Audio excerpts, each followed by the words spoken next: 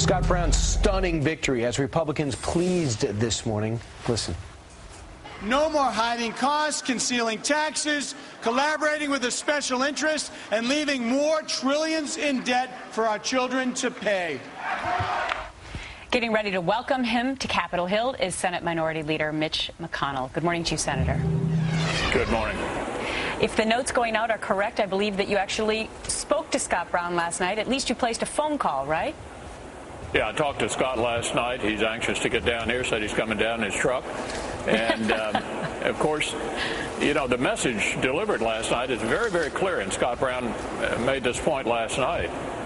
We had a referendum in Massachusetts yesterday, the most liberal state in America, on the health care bill that the majority and the president are trying to jam through down here in spite of the wishes of the American people who are saying, please don't pass this bill. I hope they get the message. The best thing we can do is to stop this bill and to start over on a truly bipartisan basis and get it right. Yeah. Senator, I hope you give him a really good parking place right near the Capitol for that truck of his. He can park anywhere he'd like. I bet. We had Ed Rendell, the governor of Pennsylvania, on just about a half an hour ago, and he said, you know, going forward, what the Democrats need to do is they need to call the Republicans bluff. If they're going to say they're going to filibuster, let's go ahead and filibuster, and so that the people of the United States can see the Republicans as obstructionists. Do you think that's a recipe for a victory? That's exactly what we did in December. We tried hard to stop this bill. The American people are begging us to stop this bill, and I'm surprised that any Democrat thinks it's a good strategy for us to be complicit in passing a bill that the American people overwhelmingly oppose, and we just had a referendum on it in the most liberal state in America yesterday.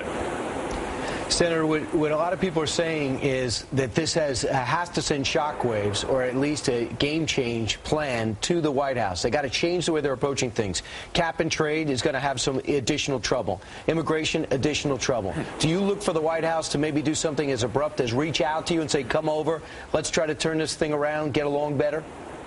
Well, there's no question that the new administration and the new Congress have been governing on the far left. You would think they would want to turn us into a Western European country with energy taxes and the government taking over all of American health care and running banks and insurance companies and car companies and taking over the student loan program. I mean, the American people are said, we don't want to do this.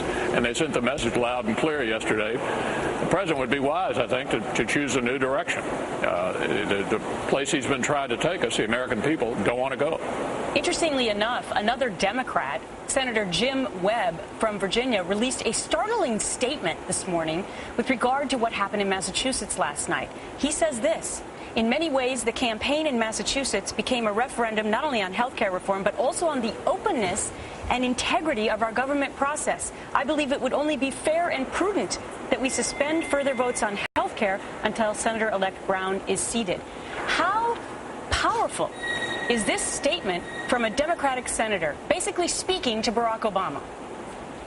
Well, it's critical. What it means is there will be no health care votes in the Senate until Brown is sworn in, because they have no margin for error. And here's one Democratic senator from the state of Virginia who said, I'm not going to participate in any more health care votes until Senator Scott Brown is sworn in.